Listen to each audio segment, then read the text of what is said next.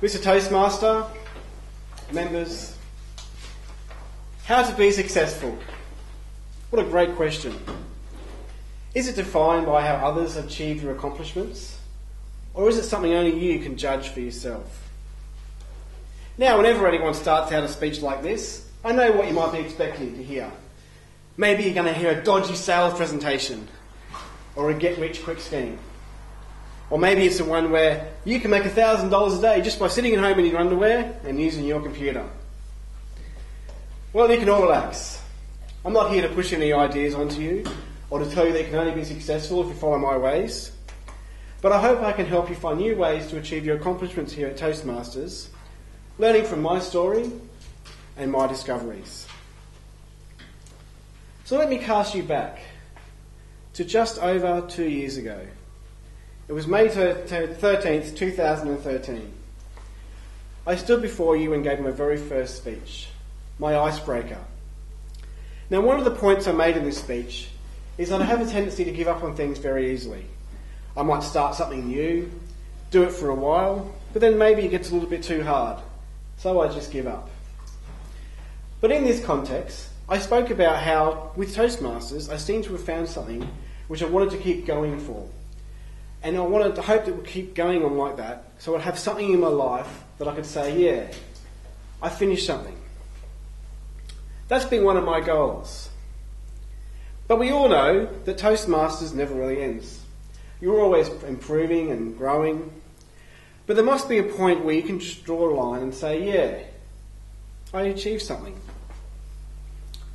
So remember that point, as I'll be touching back on it later. It hasn't been an easy road to work towards this goal. It's taken a lot of time and effort and dedication. But also, it has gotten to the point sometimes where it just all seemed too hard. Now, whenever I come across something like this in my life, with anything, I always try and take a step back and look at others and think, now hang on a second, that person can do this thing, so what's my excuse? I should be able to as well. So I'm left with a choice. I could either give up, as I always do, or I could find a way to overcome these problems and keep going. So here's some of the issues that I face along the way and how I beat them. Problem number 1, the inconvenience of inspiration. I think you all agree to write a good speech, you need to have a good idea and you need to be inspired. I know that I can't do it unless I have one, even if I'm trying to force myself to write a speech. But the problem is, most times inspiration comes to us at a time when it's just not convenient. We may be at work, we may be busy doing something else. My answer, Google Drive. Now, this is an app which allows you to create, access and edit documents in the cloud wherever you are, using your phone, PC or a tablet. I can't tell you how many times I've been on the bus or doing something else and I've had this great idea for a speech, but it's just not the right time. I can't write it down, I've got no paper. Well, I simply just take up my phone, don't I? Jot down the ideas and they're there for later on. Brilliant. Inspiration crisis averted. But I've only solved half the problem here, because I only have an idea for a speech, but I also need to be inspired to write it. So as well as saving my ideas to the cloud, I also save my speeches there. So again, whenever I get an inspiration for a way I can enhance my speech, I can simply get my phone again and edit on the go. And the best part about saving your speeches to the cloud is they're always there. Easy to get anytime you like. Last year, I redid an old speech for club competition. Now, I needed to find the speech again and practice it, but I was interstate at the time. Hey, no problem. With a phone in my hand and a 3G connection, I was able to get my speech and practice it on the 6-hour drive home. And, in case any police here are watching the speech on YouTube, I was only the passenger at the time. Problem number 2. Pressure-packed delivery. Okay, now I've written my speech, but I've got to deliver it. I remember being here for my first speech. I had the shakes. I was sweating and felt like I was having this out-of-body experience. The speech sounded fine when I was practicing at home, so why was I feeling so awkward now? My answer: practice makes perfect. I practice my speech again and again. I get the thing down pat. I even practice at home the body gestures I'm going to use, the vocal variety. I even pretend I've got an audience there, you know. Oh yeah, I might not have any friends around, but I've got a fake audience so I can practice my speech.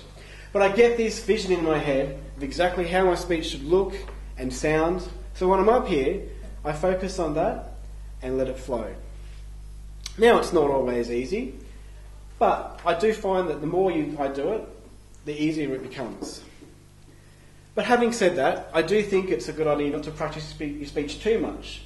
I always allow myself to change my speech, even at the last minute. For example, one of my favourite lines from one of my speeches, which was, "It was love at first flight." That line only came to me a couple of hours before I delivered the speech. But I was able to rework my speech and put it in there, and it made it great. Problem number 3. Memories aren't always the truth. Now I've delivered my speech, but how do I ensure that I improve on that? How do I make sure next time I do it better? I don't know about you, but when I walk out the door and the days following, I forget some of the details. And what did the evaluator say again? Even if I can remember, can I trust myself that my memories are correct? I think we all know that memories can sometimes deceive us. My answer to this is I film my speech. Now, I know a lot of you have already done this, and I've had nothing but positive feedback from those that have. But filming my speech has been the best self-evaluation tool that I can have. It's always there. I can go back to it. I can watch it again and learn. I can watch the evaluation again. I believe it's an absolute necessity. And you may want to show your grandkids one day when you've delivered a world-class speech. So have some of these answers solved the problems that I've been faced? Yes.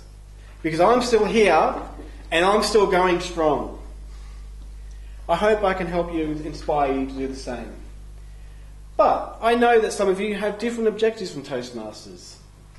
So some of the ideas I've given tonight may not help you. Maybe some of them are not no use at all. So as a bonus in this speech, I'm going to pick on a few of our members tonight and see if I can help. Now, recently I asked all of you what your objectives are from Toastmasters and why you come here. Now, at the time, I did tell you this was part of my president's role to get to know the members. But it appears that I also had a hidden motive for this, which was to use the content for this speech. Bill, you told me one of your goals is to return to Metro Division Conference as a competition speaker. My advice to you is let's get some more speeches out of you. Keep writing more, keep practicing. I've given you some ideas tonight which may help you with this, and I'd love to see you up there next year. Amelia, your goal was to improve speaking in pressure situations and to formulate responses quickly. Now, some of the ideas I've given tonight may not be any use to you. So my advice for you is for table topics. I'm always the one now still that crouches down and pretends I'm busy when the table topics master is giving out the topics. So I recommend do the opposite. Learn how to give the table topics master that eagle glancing eye and mentally project to them. Pick me, pick me. Throw yourself in the deep end and you'll come out a better swimmer. Nick, you told me your objectives of Toastmasters is to come and see Kate. But unfortunately, I don't have any suggestions for that. I'm sorry. And Mark, your goal is to one day deliver a TED Talk. Now, I know you're very passionate and you'll get there, but I recommend start filming more of your speeches. Get yourself comfortable in front of the camera. So when you are doing that TED Talk and putting it online, you'll be a natural.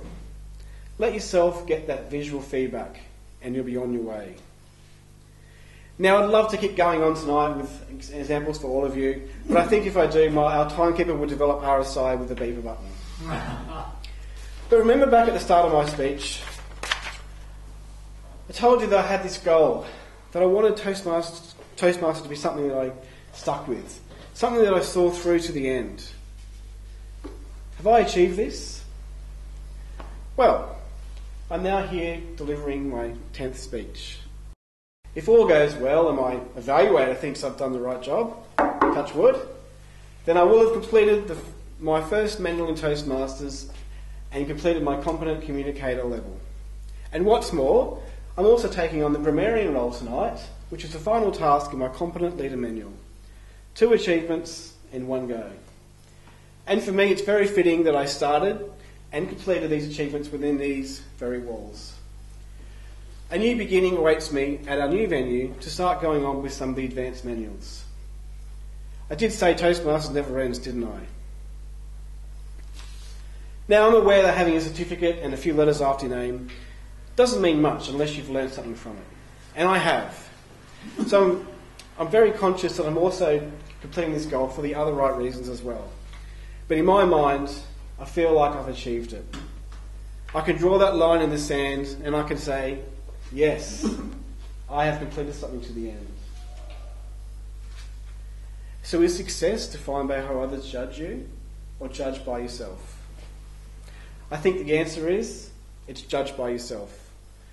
I know that I have achieved success and I look forward to many more to come. And I hope I've inspired you to complete your objectives in Toastmasters, whatever they may be. Mr. Toastmaster.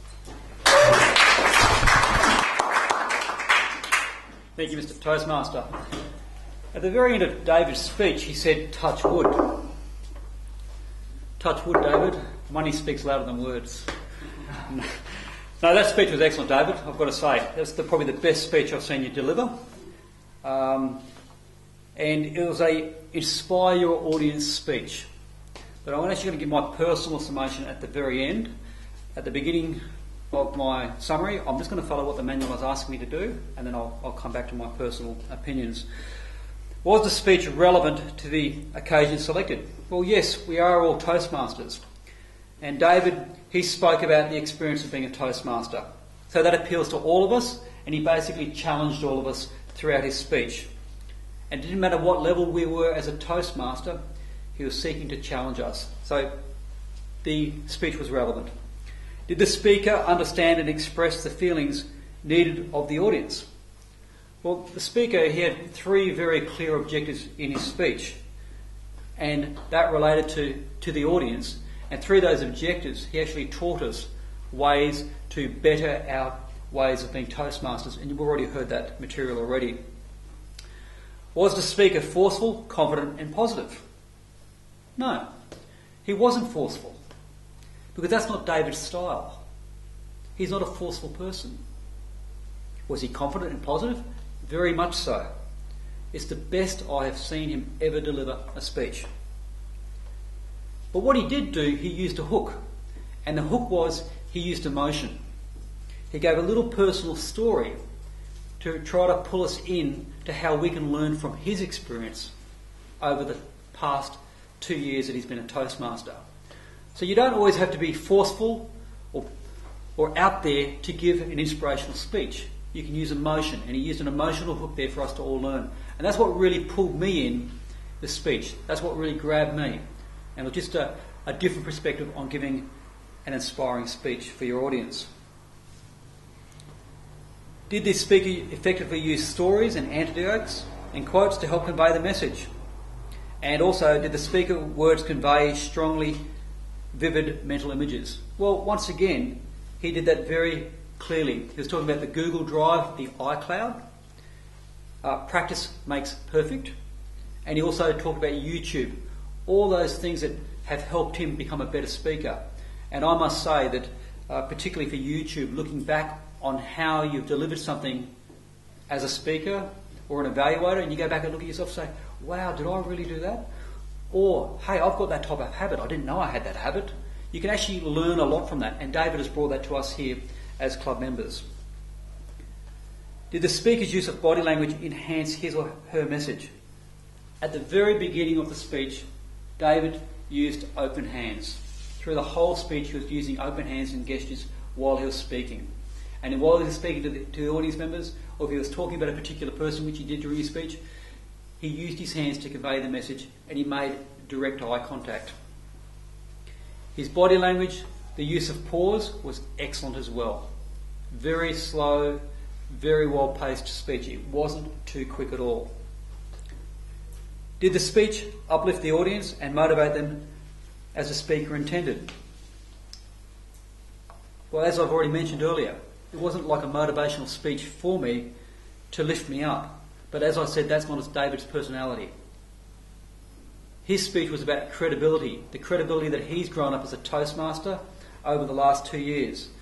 And he's given us his problems and he's given us his solutions, which we can all learn from. What could the speaker have done differently to make the speech more effective? Well, there's nothing. I was very happy with that speech and I thought it was a great speech. But there's one thing I'll pick on you in your speech that you did say. You said practice makes perfect. I once heard the words perfect practice makes perfect. I don't know what perfect practice is, but you know when you're perfect. And perfect practice makes perfect. That's what I heard one day. And also your time. 11 minutes 48.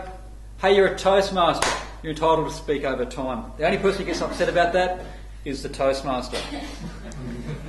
What did you like about the speech? What I loved about the speech was David's confidence. Okay, he was totally confident throughout the whole speech. He knew it. He had no notes, and he just gave us a polished speech. And you could tell that he had rehearsed the speech over and over, and he spoke with confidence. And if you go back and look at his YouTube videos that he's done for all of them, you will see that this speech is the best speech.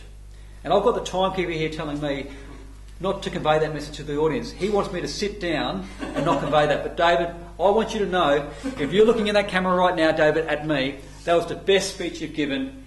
It was done with total confidence, great hand gestures, and it was a great speech, and everyone will learn from that. All the best, David, and you're going to the next level. Here at Toastmasters, Clayfield! I'm on camera!